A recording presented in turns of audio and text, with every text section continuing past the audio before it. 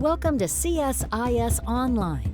The way we bring you events is changing, but we'll still present live analysis and award-winning digital media from our Dracopolis Ideas Lab. All on your time, live or on demand.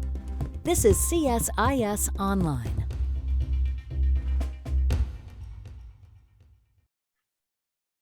Good morning. Welcome to this webinar hosted by the CSIS Energy Security and Climate Change Program. My name is Joseph Mikett. I'm the director of our program here at CSIS, and we're very grateful that you're joining us this morning.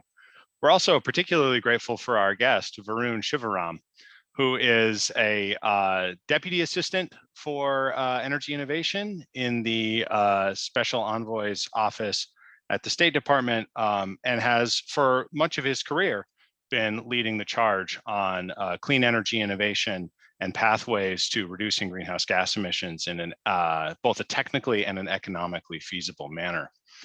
Our program today is relatively short, but we're hoping to have an in-depth discussion over the next 29 minutes on getting Varun's readout from COP, and in particular, Varun corrects me in the chat, Senior Director for Energy and Innovation, my apologies. The point of this discussion is to hear Varun's thoughts coming out of COP26, and in particular to get some more backstory and hear some more details and really understand the vision of one of the key outcomes that we saw coming out of COP, which was the First Movers Coalition, a public-private partnership focused on what are typically classified as hard to abate sectors, but setting up some early procurement guarantees and policies for clean energy technology. Over the course of our conversation, if you have questions, feel free to insert them in the chat. There's a question button in the web portal that you're viewing this webinar from. You can also use Twitter for that purpose, at Joseph Mikett or at VSIV. And we'll hope to incorporate those things on a rolling basis as opposed to having a Q&A at the end. With that, Varun, I'm very glad that you're here, and maybe we can start just by hearing, your top level 1 to 2 minutes on COP. I'll admit, I had sort of maybe reduced expectations going in. I was a little worried that this was going to be a big reality check on where we were on Paris. I still think from an emissions perspective that might be the case. But maybe that reality check has forced countries and the private sector into thinking a little bit harder about how they're going to achieve emissions reductions going forward. What are your thoughts? Well, thanks so much. Thanks so much, Joseph, for having me. Great to be back here at CSIS. It's great to have a great crowd. Appreciate it. Look, I would caution against looking at the outcomes of COP as the outcomes of those specific 2 weeks. This entire year, 2021, has been a sprint toward COP, and many of the outcomes were motivated precisely because we had this defining moment at the end of the year. Looking at it through that lens, it's actually been a fairly successful, impressive year. The president came into office on January 20th and immediately rejoined the Paris Agreement. And then beyond that, spent the next year, and Secretary Kerry's been traveling all over the world to bring together countries to what we're trying to do. Spent the next year trying to raise global ambition. The culmination of that was, where do we stand at the COP? And by the time of the COP, we had a strong majority of the world by GDP signed up for climate commitments, NDCs, that were consistent with 1.5 degrees Celsius. That's the temperature limit that we're trying to hold, given the new data from the IPCC. So there's kind of like a central negotiating track in Glasgow that then took up the rules of the Paris Agreement. So kind of achievement number one was bringing countries together around the world, both advanced economies as well as developing countries. Everyone has an important part to play, and everybody raised their ambition on their NDCs. Then we went into COP for 2 weeks of intense negotiations on agreeing what's called the Paris Rulebook, which is all the rules for how you report your emissions and how you're transparent about them, et cetera, et cetera. And remarkably, after 6 years after Paris, we did in fact close the Paris Rulebook. So that was another seminal achievement. Beyond that, there was a covered decision that came out that said, countries commit to continuing to raise their ambition or using their best efforts to do so. Importantly, the first ever reference to phasing out inefficient fossil fuel subsidies and phasing down coal. So lots of impressive outcomes. And the fourth kind of category of thing is what happened on the sidelines? Look, in 2015 in Paris, we had Mission Innovation launched on the sidelines to raise investment in research, development, demonstration. And here at COP, we had a range of exciting announcements. The Global Methane Pledge, for example, more than 100 countries committing to reduce methane emissions by 30% globally. And we had the First Movers Coalition, which brought together the private sector, investing in what will be the technologies to drive the energy transformation in the real economy. And I think this is just as important. And so I really appreciate that you've taken the time at CSIS to dig into one of these things that happened on the sidelines, but is equally a critical outcome out of COP. Yeah, you know, coming off Thanksgiving, like, I don't know about your experience was, but my favorite dish was green bean casserole, right? So in that sense, you know, sometimes the things that happen on the side are just more important or slightly more intriguing or a little bit more delicious. Let's dive into first movers. That's why I wanted to talk to you. I think we'll just say that we appreciate the effort of your whole team and the Special Envoy's office. Really seems like you guys did a great job under some difficult conditions.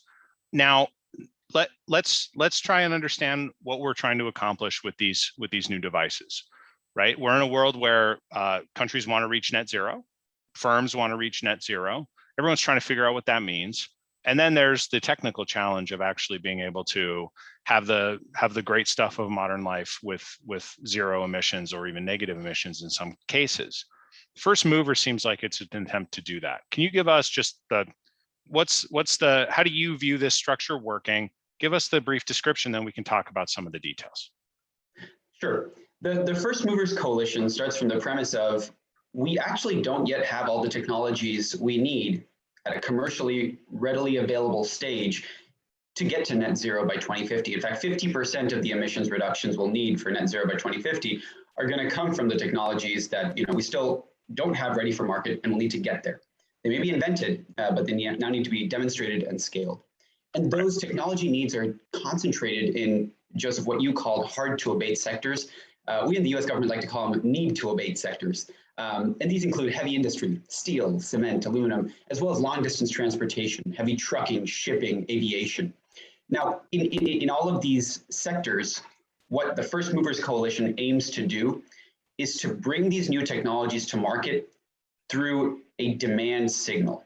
The inspiration for this is in other fields. We're all talking about Omicron right now. In other fields, in vaccines, for example, demand pull signals have helped us to bring new technologies to market. Advanced market commitments, actually more than a decade ago, were debuted by a coalition of entities, including the Gates Foundation and countries, to bring to market a pneumococcal vaccine. And it worked. Similarly, in the area of spaceflight, NASA has been very successful in saying, if you build a technology that works, we will pay you for it. And that's, through a series of milestone payments, that's how SpaceX's commercial spaceflight program came to life. So similarly, in clean energy, we don't have a major program currently that does this. And the idea was to bring the private sector together to create these advanced market commitments for technologies. And of course, going forward, it'll be also important for governments to play an important role in public procurement. The First Movers Coalition, what we launched at COP, was 34 companies, about $6 trillion in market cap, so enormous purchasing power. These 34 companies signed up to be founding members of this First Movers Coalition from all over the world, from India, from Europe, from the United States, and they said they will make at least one of the following 4 sector commitments. They'll make a commitment to buy new technologies by the end of this decade in shipping, trucking, aviation, or steel. And many of them made multiple commitments. Vattenfall, for example, a Swedish utility, made 3 commitments. These commitments can only be met if innovators bring new technologies to market. But those innovators and the investors in their manufacturing facilities now know that they have firm market demand waiting for them. Of course, this is only one part of the puzzle. In addition to the demand signal, you will need supply. You'll need the technologies and the innovators. You're stealing my questions, Varun. It's an important missing piece of the puzzle. All right, let's go to your next one. Well, that was my point, right? So the 2 questions to follow up on your early description, right? Why is coordination in this context important, right? A lot of these companies had procurement targets beforehand. So what does the existence of the First Movers Coalition yield us that's different from what we had before? And the second question is, and I think we can delve into this maybe a little bit more, but we can start here. It is that procurement policy does need supply, right? Advanced commitments were met with mRNA vaccines for COVID, right? Do we have, or what gives you the confidence that we have technology solutions to meet these procurement pledges over the next, like I think the Windows 2030 across these four sectors? Is that why these four sectors are where we're starting, or is that part of, we know that markets and technology responds when there is demand? Great questions. Let me start with the first one. So why do we need coordination? The reason this was such a big deal, and President Biden actually spent probably the largest amount of his airtime on this particular initiative at COP, and Secretary Kerry spent a great deal of time launching it. The reason this is new and important is because in the constellation of corporate activities today, this could be one of the most high impact things that corporations can do. So corporates do a lot of things, right? Companies they track their emissions, they report their emissions, they try and reduce their own supply chain emissions. But what's the thing that corporates can do to help the world decarbonize? Almost certainly the highest leverage thing they can do, or in other words, the lowest dollar cost per ton abated, is going to be investing in new technologies or bringing them to market. And almost every company in the world can make a purchasing commitment for one of these technologies in a hard to abate sector. Almost every company uses some amount of steel or shipping for its goods, or will launch a direct air capture sector at Davos next year. And that commitment can be made by every single company. So given that, what the First Movers Coalition does is it offers companies a high level, extraordinarily high profile political platform and the technical rigor to say, look, we've vetted these commitments. We've done a ton of work to come out with what makes sense to drive the market toward the technologies we need. And now that we've coordinated the companies, major companies can make these commitments and feel like what they've just done is one of the most high leverage actions they can take. To your second question, equally important, it's not good enough just to have demand signals. You're also going to need investments in supply. And to be clear, many companies are investing in supply. So I want to point out a couple. Amazon, one of our founding partners, has a venture fund that invests in new technologies. Breakthrough Energy Catalyst, our primary implementation partner led by Bill Gates, they're investing, and they've got corporate partners that are investing, 7-8 figures in supply projects, new sustainable aviation fuel facilities, for example. And so in each of these sectors, we chose the sectors such that we had a feeling that there were technologies that were either on the horizon or in early production that could in fact be scaled up, and there was enough activity on the supply side. And we will now, through the First Movers Coalition, connect our companies to the suppliers, the innovators, and the investors, and spark a constellation of activities to support that supply network so that our companies can actually meet their commitments. I'll just give you two examples and I'll stop talking. Take steel, for example. In August 2021, the world's first shipment of fossil-free steel came from this hybrid partnership in Sweden. Look, that's the world's first shipment. Now what we need is dozens of near zero steel plants. They could use hydrogen for direct reduction. They could use molten oxide electrolysis. It's critical now that we have a proof of concept out there that we scale up to the scale where by 2030, we want to hit a tipping point for these technologies so that by 2050, you can massively scale up and get to net zero in steel. Aviation is a sector where we have probably the largest number of First Mover Coalition founding members, right? Not only United and Delta Airlines and Boeing, but also companies like Apple, BCG, Salesforce.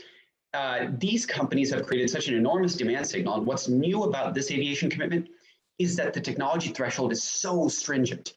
They are only eligible to procure technologies that reduce your emissions by 85% or more compared with conventional jet fuel. And that's the kind of technology we're going to need to really get to net zero, right? There's a range of technologies today that you may be able to get that won't get you to that threshold. That threshold, which will require, for example, synthetic fuels produced with clean energy and captured carbon dioxide, that's the threshold that we need to stimulate. You won't get large volumes today, right? The commitment is 5% of their jet fuel demand is displaced by these advanced technologies. But you get to a commercial tipping point by 2030, you unlock a massive scale-up opportunity. So let me ask you a follow-up question related to sustainable aviation fuel. There are governments that have targets for sustainable aviation fuel, right? This is a place where international governance also has some role. Is First Movers adding an awareness of net zero as the final target, where governments maybe can't necessarily be at that place? Is it more technology focused? What's complementary in this scenario versus sort of like, I don't want to say in conflict, but sort of duplicative of what we're already seeing out of government regulation? Oh, I think it's highly complementary and distinctive. So, for example, the Biden administration has the Sustainable Aviation Fuel Grand Challenge right now, which aims to produce 3 billion gallons of sustainable aviation fuels by 2030. Fantastic initiative. This is a both and scenario where we definitely want to do this. But the set of fuels that can meet that challenge will include fuels that don't meet that 85% threshold, of fuels that will be anywhere from 50% onward of emission reduction.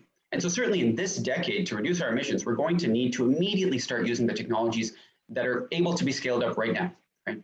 But yes, to get to net zero by 2050, you absolutely also need the very advanced technologies. The technologies that get you to 85% or more in aviation. Right. In the case of steel, we have similarly rigorous technical thresholds to reduce the emissions from steel that don't just use existing technologies. You have to use breakthrough disruptive technologies, and we talked about a couple of them, including hydrogen. Yep. The idea is to complement the existing initiatives so that we not only reduce emissions today in this decade, but we put ourselves in a position for the massive scale up of next generation technologies needed to get to zero by 2050. And so that's highly complementary. So we have, I'm actually going to take a question out of the chat because I think we can shift to this second set of questions, which is, or this like additional question, which is really about infrastructure, right? So someone's asking about the trucking sector, where shipping is part of the First Movers Coalition, right? And they're asking, does that, is compliance there largely going to be purchasing clean energy heavy duty trucks, which I think may mean electric or alternative fuel? And if so, how much does energy infrastructure play a role, right? And in particular, is that a place where the fact that this is a public and private partnership starts to play a role, where you're looking at how the public investments being made under the infrastructure bill or under Build Back Better might start complementing these private procurement pledges? Yeah, it's a terrific question. Actually, before I answer it, I've been entirely remiss to mention our equal partner, the World Economic Forum, in all of this. So we'll get to that. Oh, great. Okay, perfect. So to answer this question, infrastructure is going to be very important and complementary to these efforts. Again, as the First Movers Coalition goes forward, so far, what President Biden launched at COP was a bunch of companies coming together and making commitments. That's the tip of the iceberg for what the FMC, as we affectionately call it, will do.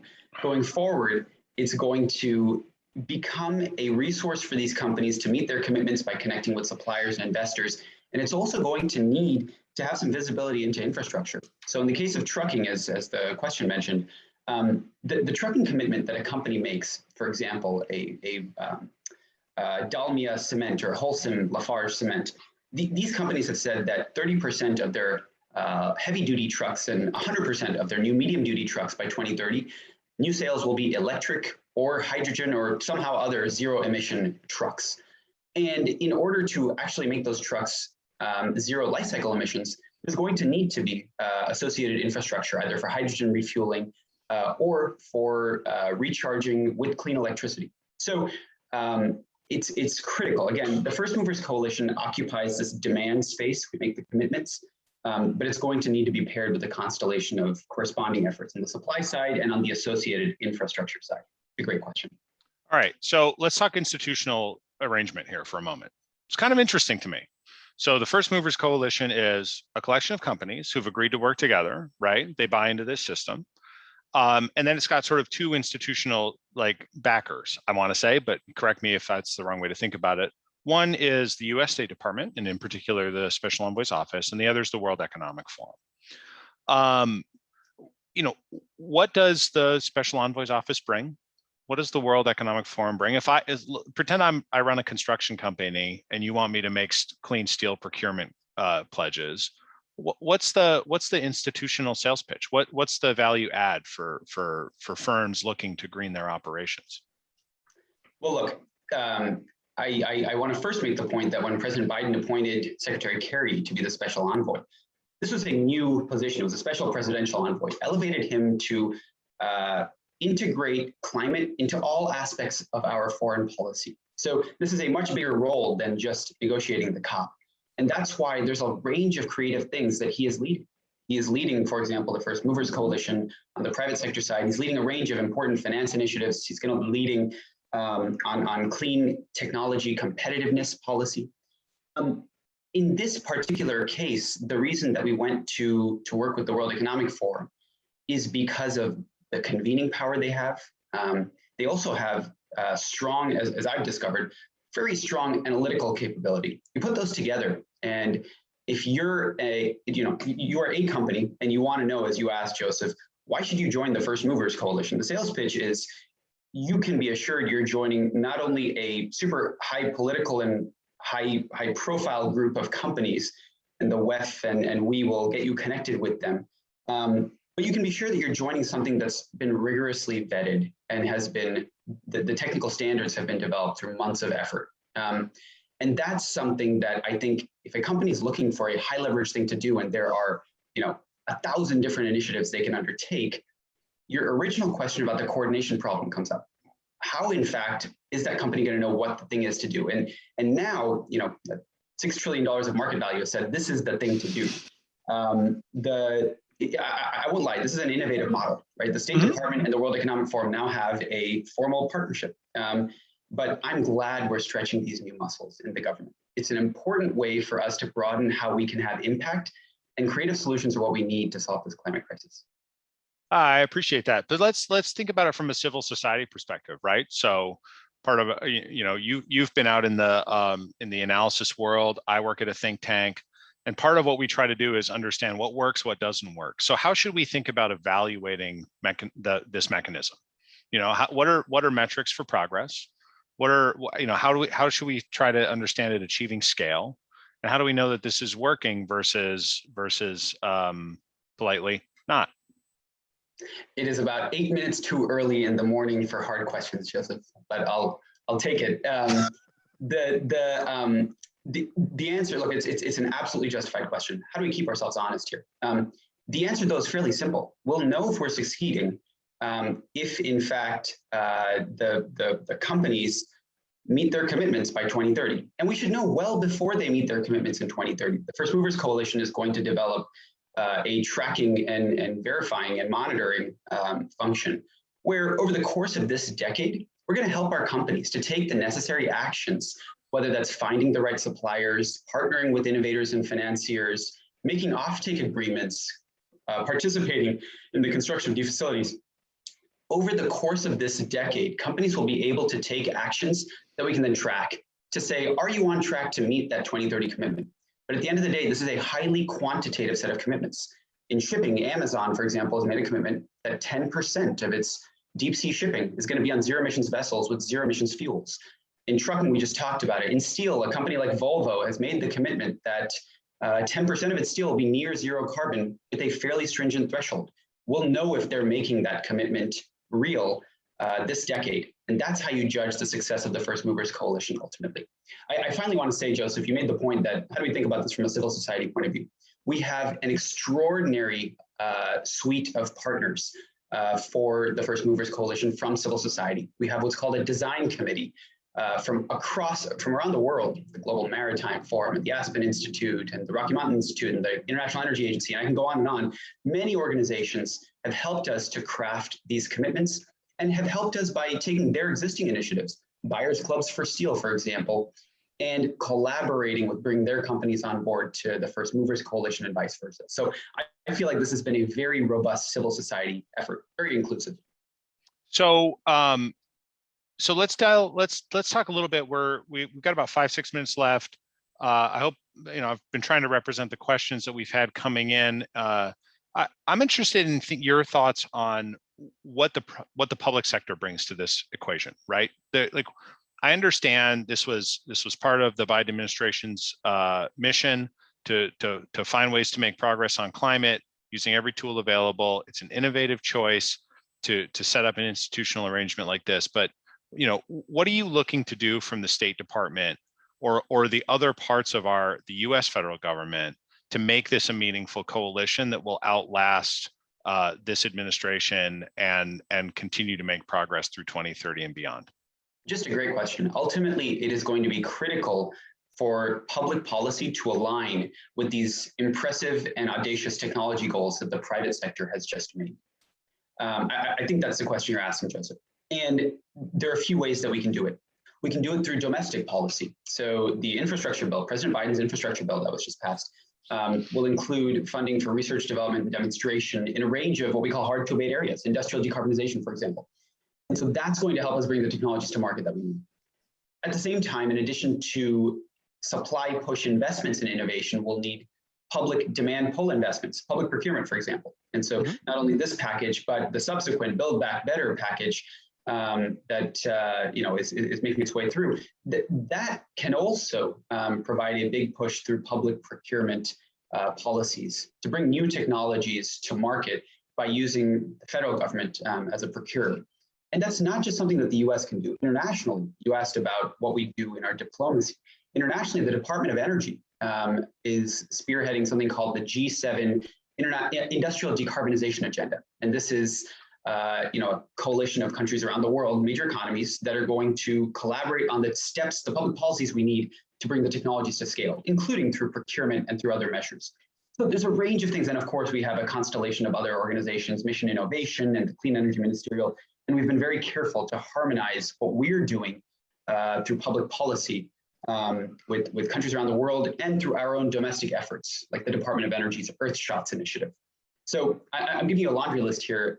So like, I actually want to know, like the next year, what should we see coming out of the State Department as it helps coordinate these activities? Is it coordination with other parts of the government, the national labs, the DOE programs, either under the infrastructure bill for hydrogen, direct air capture, carbon capture, that whole laundry list, all of which are applicable to the sectors at play here in the First Movers Coalition? Is it technical assistance? Is it the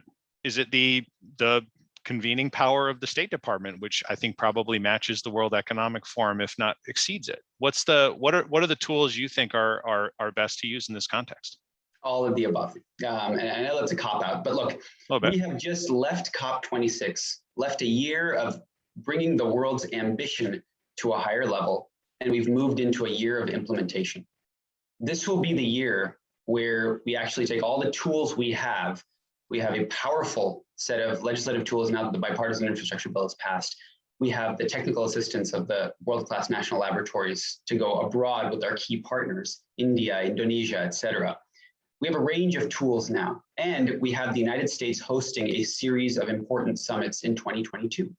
We chaired the IEA Ministerial, host the Major Economies Forum, host in Pittsburgh, the Clean Energy Ministerial and Mission Innovation Ministerial. So we have the convening power next year to bring the world together and say, what are we actually doing on the ground in these granular policies that we just talked about, Joseph, to support these hard to abate sector, and every sector, but in the hard to abate cases, to support technology that will need to reach net zero.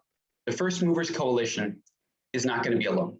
Those first movers, now that they've made their commitments, will be joined by a swelling rank of other companies, but also by public policies that support the technologies they will need to procure. I'm confident in that, and I think you'll see this year, particularly spotlighted in Pittsburgh, how far we've come with our innovation and the investments the US government's making. Great. We are running up on time, and I know you have a hard stop. So 1 minute, sir, the floor is yours. What did we miss? What do you want people to know? Well, I would love to, you mentioned, Joseph, I haven't seen the attendee list, but many of the folks on this list come from companies both here and abroad. If you're one of them and you want to talk about the First Movers Coalition, please do get in touch. This is, as I mentioned, not only a high leverage opportunity for climate action, it's also an opportunity for competitive differentiation. Look, companies in a net zero world will need to have access to clean technologies. The first movers that have joined us, Apple, Amazon, et cetera, are securing those supplies. And by 2030, there may very well be a rush for other companies to get those supply chains in order. I think there's a strong competitiveness argument to be made for why it makes sense to join the First Mover Coalition. And finally, for other governments that may be listening in, we are very open as the United States to partner. both within our government, the Departments of Energy and Commerce, and outside, with governments such as, for example, the European Commission President Ursula von der Leyen joined the launch of the First Movers Coalition. We have a lot of European partners. So I look forward to working with companies, governments, and civil society, and really appreciate everyone taking the time early on a Tuesday morning. Thanks so much. Varun, we thank you for your time and your efforts. We look forward to holding your feet to the fire and tracking your successes. And we are very grateful that you spent the morning with us. To our attendees, to our friends, we hope you have a great day. As you know, this is an experimental format for us here at the Energy Program at CSIS. If you've got feedback, please let us know. Otherwise, we hope to see you again in the future, and we wish you all a fine Tuesday. With that, we will sign off. Varun, thanks again. Hey, thanks so much, Joseph. Take care, guys.